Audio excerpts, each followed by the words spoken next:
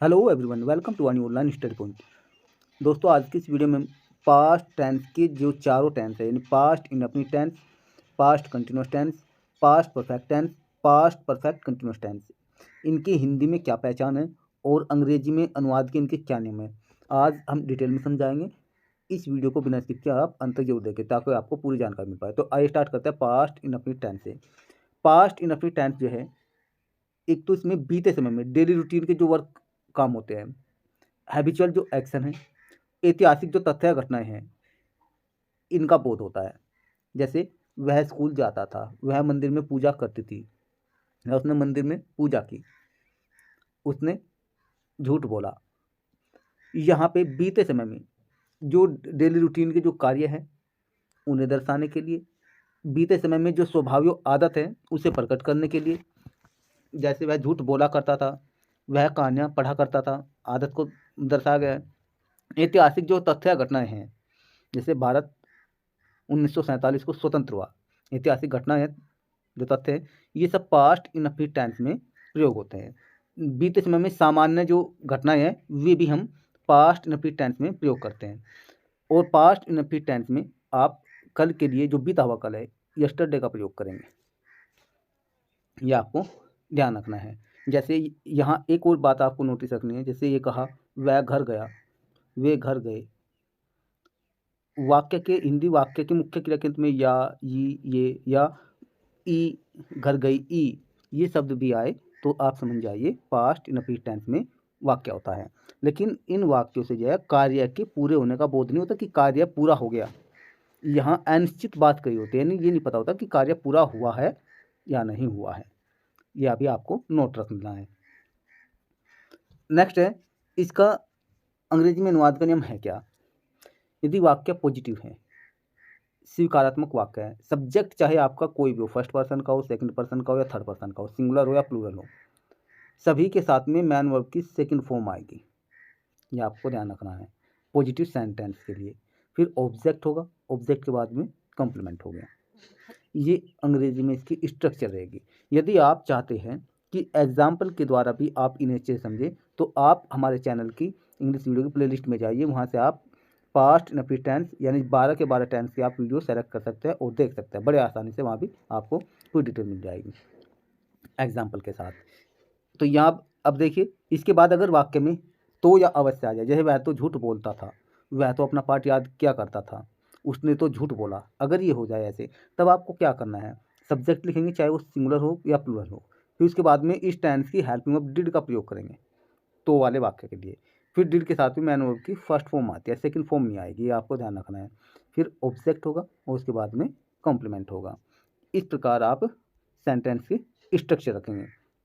Next है negative sentence. इसका rule क्या होगा, यदि वाक्य में नहीं आया हुआ, जैसे उसने नहीं कहा, वह झूठ नहीं बोला, वह स्कूल नहीं जाता था, ये कहा, तो सबसे पहले तो सब्जेक्ट आ गया, सब्जेक्ट के बाद में डिड आएगा, फिर इसके बाद में नॉट, फिर मैन वर्ब की फर्स्ट फॉर्म, फिर ऑब्जेक्ट, फिर कॉम्प्लीमेंट और बाद में फुल स्टॉप। अगर वाक्य में कभी नहीं, जैसे वह कभी झूठ नहीं बोला, वह कभी मंदिर नहीं गया, वह कभी झूठ नहीं बोलता था, अगर ये आ जाए तो आपको करना क्या है, सबसे पहले आप जो सब्जेक्ट है वो लिखिए, सब्जेक्ट के बाद में नेवर का प्रयोग कीजिए, कहीं का नेवर का, फिर नेवर के बाद में आप मैन वर्ब की सेकंड फॉर्म लिखेंगे, ये आपको नोट कर लेना है।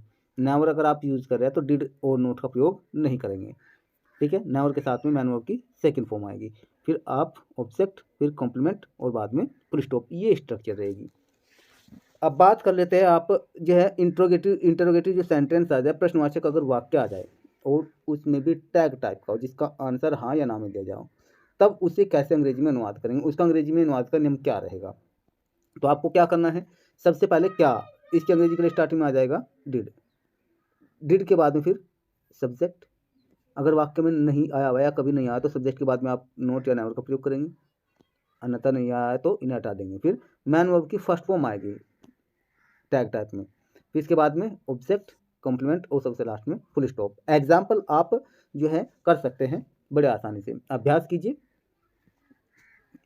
डब्ल्यू एस टाइप क्वेश्चन कैसे होंगे, सबसे पहले क्वेश्चन वर्ड होगा, फिर उसके बाद में डिड आएगा, फिर सब्जेक्ट होगा, और सब्जेक्ट के बाद में अगर नोट या नेवर आया तो वो लगाइए, फिर मैन वर्ब की फर्स्ट फॉर्म होगी, ऑब्जेक्ट होगा और कॉम्प्लीमेंट हो गया। तो ये जो है पास्ट इनडेफिनिट टेंस के रूल हुए। अब आइए पास्ट जो कंटिन्यूस टेंस है, बीता हुआ सतत काल यानी अतीत सतत काल, तो बीता हुआ काल, यहाँ बीता हुआ भी है और निरंतर जारी भी है। तो इसकी पहचान क्या है? पास्ट कंटिन्यूस टेंस के हिंदी वाक्य जो है इसकी मुख्य क्रिया के अंत में रहा था, रही थी, रहे थे जैसे सब समूह आते हैं।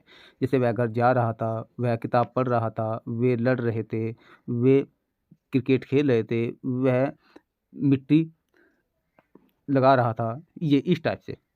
तो ऐसी कंडीशन में इन वाक्यों का अंग्रेजी अनुवाद का नियम क्या होगा, ये आपको ध्यान रखना है।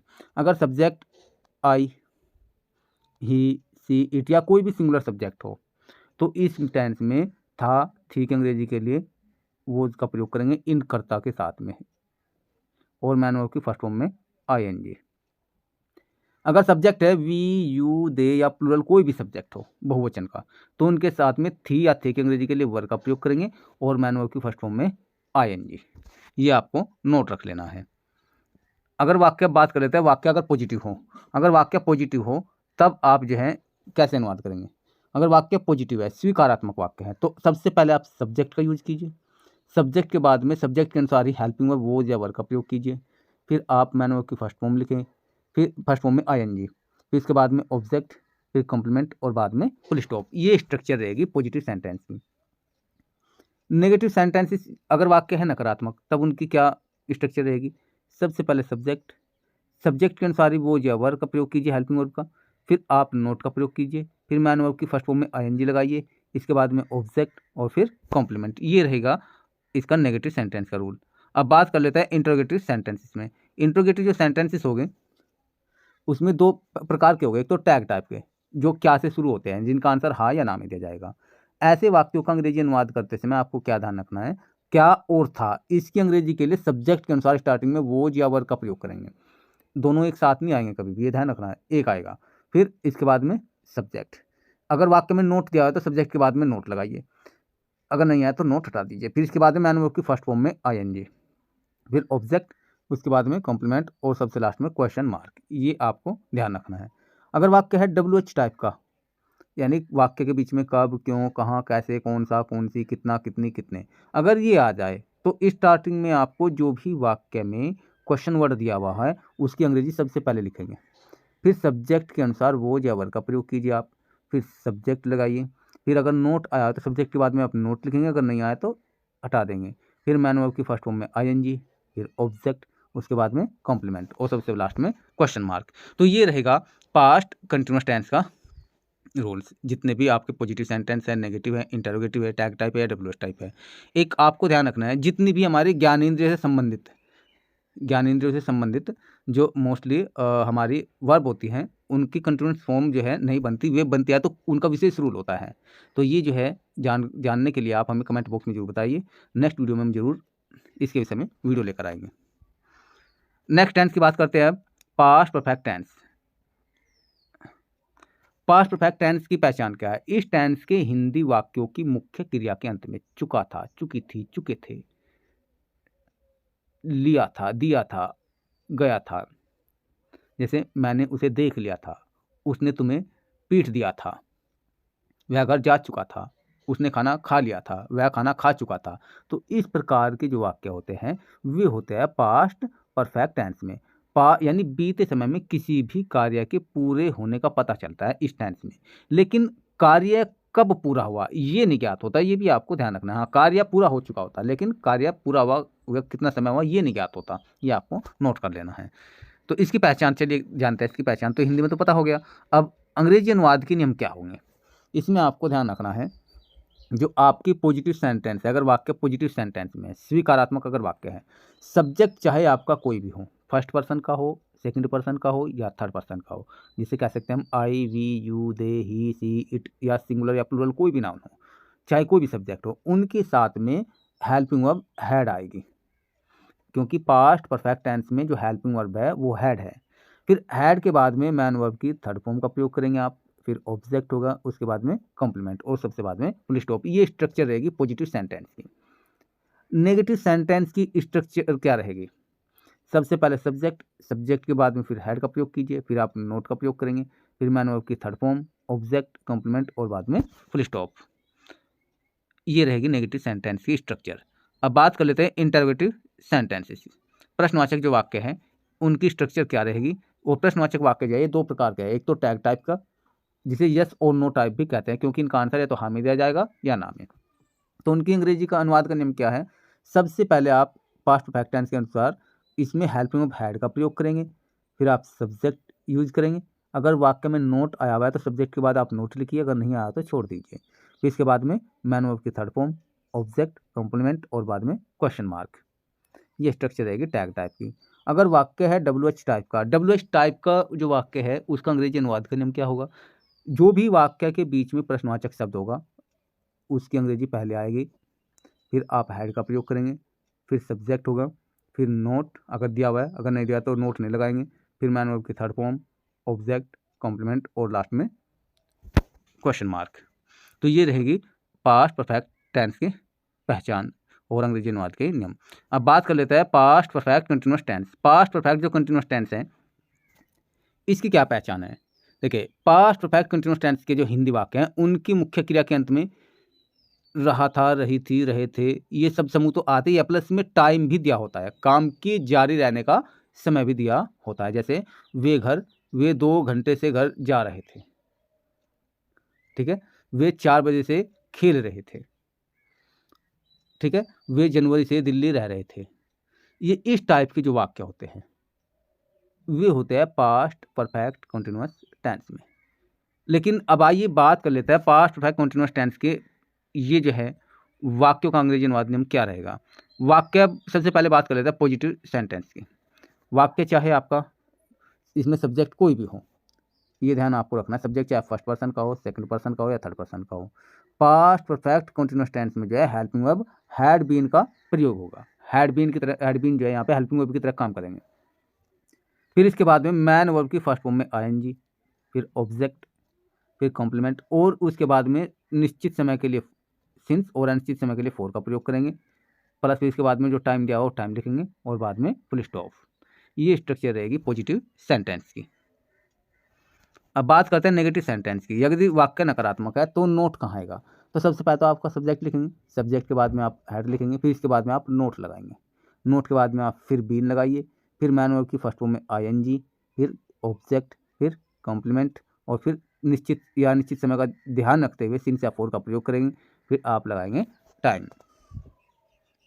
ये भी इसमें वह खेलता रहा था, वह खेलता रहा था, अगर इस टाइप से आ जाए तो इसका मतलब ये है पास्ट परफेक्ट कंटिन्यूअस टेंस में ही है ये भी, क्योंकि खेलने का जो काम था जारी रहने का वो लगातार रहा, तो इसलिए यहाँ पे पास्ट परफेक्ट कंटिन्यूअस टेंस का प्रयोग करेंगे आप। वह खेलता रहा था, वह रोता रहा था, इनमें भी। तो नेक्स्ट जो है इंटरोगेटिव सेंटेंसेस, प्रश्नवाचक जो वाक्य है इनका अंग्रेजी में अनुवाद कैसे करेंगे आप। सबसे पहले बात कर लेते हैं टैग टाइप के। टैग टाइप में जो है जिनका आंसर हाँ या ना में दिया जाता है, इनमें क्या होगा। सबसे पहले आप हैड का प्रयोग करेंगे, हैड के बाद में फिर आप सब्जेक्ट का प्रयोग करेंगे। अगर वाक्य में नोट है तो सब्जेक्ट के बाद आप नोट लिखिए, अगर नहीं है तो हटा दीजिए। फिर इसके बाद में आप बीन का प्रयोग करेंगे, मैन वर्ब की फर्स्ट फॉर्म में ING, फिर आप ऑब्जेक्ट का प्रयोग करेंगे, उसके बाद कॉम्प्लीमेंट जो बचा हुआ है ऑब्जेक्ट को पूरा करने वाले इसका अर्थ को। फिर इसके बाद में अगर टाइम दिया हुआ है सिंस या फॉर, निश्चित समय के लिए सिंस, अनिश्चित समय के लिए फॉर का प्रयोग करेंगे, उसके बाद में आप टाइम लिखेंगे। नेक्स्ट बात करते हैं WH टाइप की। WH टाइप में जो है जो क्वेश्चन वर्ड वाक्य के बीच में दिया होगा, कब, क्यों, कहाँ, कैसे, सबसे पहले आप उनकी अंग्रेजी लिखिए, फिर आप हैड का प्रयोग कीजिए, फिर आप सब्जेक्ट का प्रयोग कीजिए, फिर आप जो है अगर वाक्य में नोट है तो आप नोट लिखिए, अगर नहीं है तो छोड़ दीजिए। फिर इसके बाद में बीन का प्रयोग कीजिए, मैन वर्ब की फर्स्ट फॉर्म में ING, ऑब्जेक्ट, कॉम्प्लीमेंट और फिर इसके बाद में आपको निश्चित समय के लिए सिंस, अनिश्चित समय के लिए फॉर और टाइम, ये ध्यान रखना है। तो इस प्रकार आप जो है बुक की सहायता से भी, यानी आप एक्सरसाइज लीजिए कोई भी और फिर जो है उस एक्सरसाइज को इन रूल्स के माध्यम से आप सोल्व कीजिए, निश्चित रूप से आप सोल्व कर पाएंगे।